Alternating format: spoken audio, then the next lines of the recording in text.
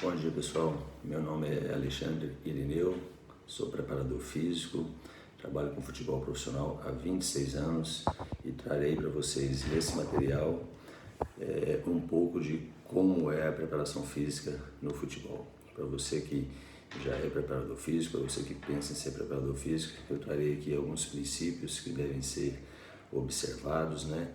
E alguns métodos de trabalhos para você condicionar a sua equipe de forma eficaz durante uma temporada de trabalho. Então, de forma bem prática, esse é o meu objetivo, trazer, facilitar exatamente o seu entendimento e o seu início na carreira e auxiliar os colegas que já são profissionais e estão no início de trabalho também. Então, o primeiro passo de qualquer trabalho é o planejamento, né? Então nós temos que saber quais as competições nós vamos disputar e definir através do planejamento em que momento nós vamos atingir os picos ou quais são as metas principais durante a temporada.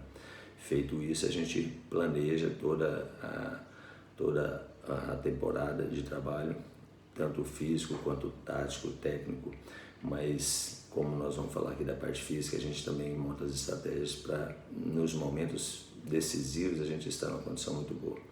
Existem estratégias diferentes que você pode planejar. Eu já participei de trabalho na Série A, inclusive, onde a gente tirou carga no início do trabalho. Era uma outra realidade, as pré-temporadas eram muito curtas antigamente, 10 anos atrás, vamos assim dizer, talvez até menos.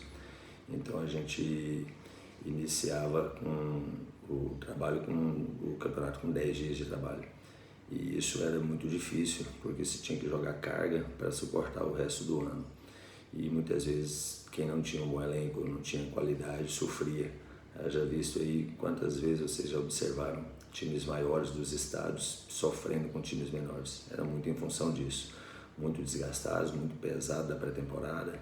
E ao longo da competição esses times iam desgarrando, outros sofriam até o final dos estaduais, né? Então, quando se começa mal, tem esse problema e a gente mudava, começava com menos carga para fazer pontuação no início, sabendo que os outros times estariam ainda no início de uma pré-temporada. Então essa é uma estratégia. Outra estratégia é você traçar os picos para a final dos estaduais e subindo gradativamente, atinge o pico, inicia o brasileiro numa condição boa e depois durante a competição você vai fazendo os rodízios de atletas, 1, 2 atletas e promove uma queda dos demais, né, dando um tempo de descanso para eles de forma bem organizada para você ter os atletas numa condição muito boa o ano todo e não chegar também no fim do brasileiro estourado e com uma carga de um volume de jogos muito grande. Então esse seria o primeiro passo. Feito isso, eu não vejo de outra forma para os clubes que não têm, melhor dizendo, uma condição de fisiologistas ou até mesmo de estrutura, de equipamentos para fazer monitoramentos diários de treinamentos. Eu não vejo outra forma que não sejam as avaliações físicas. Então eu inicio o trabalho quando eu estou no clube que não me dá essa condição, com as avaliações físicas, onde eu traço um perfil do grupo e dos atletas individualmente, e essa condição também me dá, essas avaliações me dão uma condição de futuramente reavaliar os atletas e ter a certeza de que a estratégia adotada para o desenvolvimento da parte física foi alcançada de forma satisfatória.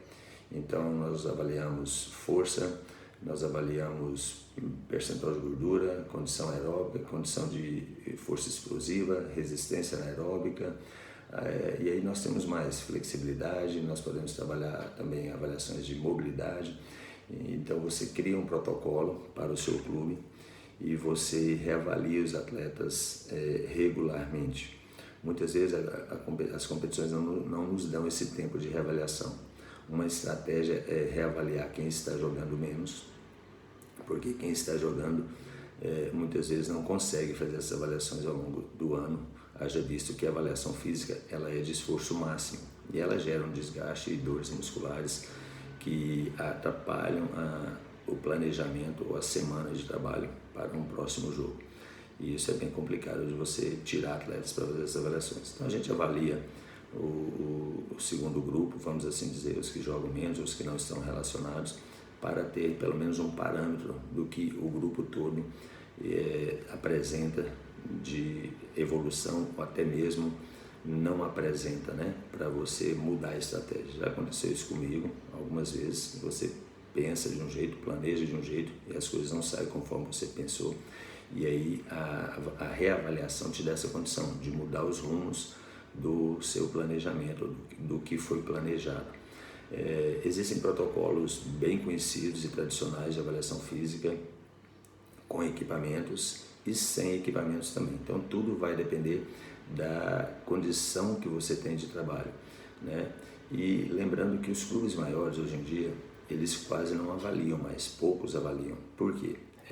Eles têm como monitorar os atletas diariamente. Então eles monitoram frequência cardíaca, qualidade de sono, hidratação, volume de jogo, intensidade durante o volume de treino e de jogo, intensidade durante os treinamentos, e isso vai dando um parâmetro para eles da condição que o atleta apresenta.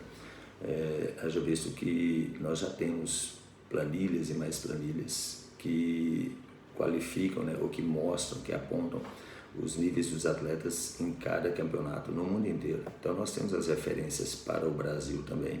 Então se você pegar aí qual a média dos percentuais de gordura de todos os atletas da Série A, por exemplo, você vai encontrar lá que o valor mais encontrado é 9%, aí alguns clubes aceitam até 12%, eu, por exemplo, nunca aceitei mais que 11%, quando passa de 11% eu já coloco o sinalzinho amarelo lá de alerta, né? E depois de 12% eu já jogo para o vermelho. Eu acho que não combina muito com esse esporte, um percentual muito alto. Aí existem os casos de exceção e fator idade, genética, que a gente também leva em consideração. Mas aí você tem referência para percentual de gordura, para limiar anaeróbico, quais os limiares ideais para cada posição. O zagueiro tem que ser igual ao volante, que tem que ser igual ao lateral? Não, cada posição, em função da exigência da posição, tem valores diferentes de condicionamento físico aeróbico. A potência também já é diferente. Quais são os atletas que mais exigem os arranques curtos, os saltos.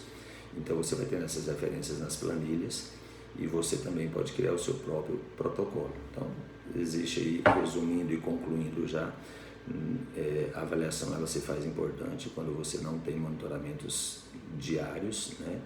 E você tem como avaliar sem equipamentos. Então você pode fazer a corrida 3.200 ou marcando o 2.400 também, ou marcando frequência cardíaca a cada volta de 300 e fazendo o pico de limiar. Aí existe o limiar de lactato também, que pode ser colhido o sangue a cada tiro. Nós fizemos uma vez no Atlético Goianiense, nós marcamos uma pista de 250, o atleta corria 4 voltas na velocidade que a gente determinava pela planilha, a gente ia controlando a velocidade dele, para que ele chegasse na velocidade que a gente determinou. A gente coletava lactato e ele, após coletar 1 minutinho de intervalo, ele já fazia a segunda, numa velocidade acima, na terceira, até a gente ver o pico, né, e determinar o seu limiar de lactato, que também tem uma correlação com o limiar anaeróbico.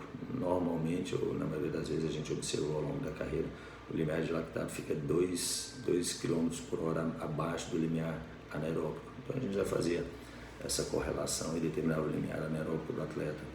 Os trabalhos de potência vocês podem fazer na plataforma de salto. Quem não tem a plataforma de salto pode usar o aplicativo MyJump, e quem não tem também ou não quer adquirir o MyJump, faz simplesmente os tiros de 10 metros, né? Aceleração de 10 metros em velocidade máxima, com as fotocélulas ou sem as fotocélulas, apenas no cronômetro. E aí cada vez vai ficando mais preciso, conforme você tem tecnologia, né, resistência anaeróbica, e você já pode começar com os tiros de 100 ou simplesmente com os bate-voltas, né? Aí nós temos tanto para resistência anaeróbica quanto para condição aeróbica o soccer teste e o yo-yo teste também, ou você pode criar o seu próprio protocolo. E ainda nós temos outras avaliações de flexibilidade. O flex test dá bem essa condição. Tem a caixa de Balker, esqueci o nome, mas enfim, o sentar e alcançar, né, que também te dá uma condição boa para você reavaliar o atleta. e saltos verticais, saltos horizontais de forma bem tradicional, com a fita métrica também é uma boa forma de avaliar. O mais importante é você avaliar o atleta, saber o que você está fazendo e não trabalhar de forma empírica. Então, dá um direcionamento para o seu trabalho baseado naquilo que os atletas apresentam para você. E a comparação com outras equipes no campeonato que você está disputando é muito importante para você saber se você está pelo menos no nível deles. Então, os fisiologistas se falam muito. Então, quando a gente não tinha, por exemplo, eu não estava em todos os clubes, eu não rodava todos os clubes. Eu estava lá no Fortaleza, mas a gente falava com o preparador físico do São Paulo, do Grêmio, do Flamengo, do Corinthians, onde a gente tinha amizade, ou quem tinha abertura para nos passar os dados, e a gente começava a fazer um banco de dados, né, de comparação, para a gente saber em que nível a gente se encontrava. Então, isso pode ser feito em qualquer categoria, mesmo na base, você pode ligar, coletar informações de outros clubes com os colegas e você fazendo um banco de dados de atletas de outros clubes também e qualificando ou quantificando o seu em relação a esses. Nós tínhamos até um quartil que foi criado pelo Cezinha, né? Juntamente com a equipe de fisiologia que nos acompanhava, e foi montado um quartil onde a gente colocava a média 2 como média nacional, acima de 2 era o 3 acima da média, 4 o maior valor encontrado no Brasil, 1 abaixo da média e 0 o menor valor encontrado no Brasil. Então a gente qualificava os nossos atletas relacionados a cada tipo de avaliação física, a cada variável, a cada teste feito, a gente colocava ele nesse quartil. Então, você fazia o percentual, apontava ele lá no quartil, aí fazia o aeróbico, colocava ele no quartil. E nós tínhamos o perfil do atleta, então os atletas que tinham notas sempre 2 ou acima de 2 eram os atletas perfeitos. Todos os atletas que apresentavam notas abaixo de 2, a gente pegava aquela variável e fazia análise. O atleta tem a melhor condição aeróbica, está com nota 4 no quartil, porém o anaeróbico dele está em 1. O que é mais importante, a gente manter o que ele tem de bom ou subir o que ele tem de ruim? Essa análise ela é individual e aí a gente monta uma estratégia individual para cada atleta e durante os treinamentos a gente separa os atletas ou dá intensidades e volumes diferentes para eles conforme o que eles nos apresentaram. Fica então esse primeiro videozinho, eu vou disponibilizar vários vídeos para vocês nesse modelo de palestra, são os cursos que eu dou, as palestras que eu dou, eu vou fracioná-la aqui, eu vou liberar para vocês gratuitamente no YouTube, porém também no Hotmart ela vai estar na íntegra. A cada vídeo desse aqui eu vou disponibilizar no meu curso lá no Hotmart para que vocês tenham acesso ao conteúdo completo. Fica um grande abraço para todos vocês, compartilhem o máximo que puderem este conteúdo para que eu possa dar sequência nesse meu trabalho de levar conhecimento relacionado ao esporte e à preparação física adiante. Valeu!